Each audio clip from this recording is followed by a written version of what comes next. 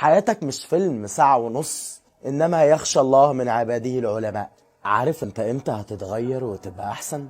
لما تنجرح في حياتك جرح كبير قوي يوجعك فتقرر تحسن من نفسك قوي. لما يجيلك إلهام كبير قوي وتسمع كلمة كأن الرسالة دي جايالك وبتقولك فوق.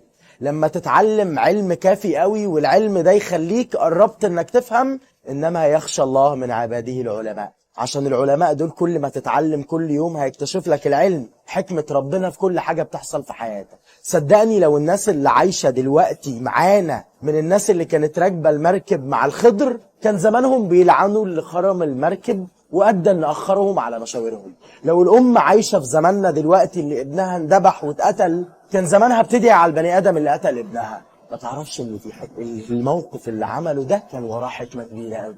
حاجات كتير في حياتنا بتحصل قدامنا نفس المواقف، وخير بيجيلك من بني آدم مش متوقع زي اللي أقام الجدار. رحلة حياتك قصة محتاجة تعرف كل فصولها. حياتك مش فيلم ساعة ونص، في أول الفيلم البطل كان في حياة بقى في حياة. حياتك عمر تستاهل إنك تعيش كل محطة فيها كرحلة حياة. استقبل كتير قوي وتعلم من اللي قبل منك واقرا التاريخ، والله لا يعلمك كتير.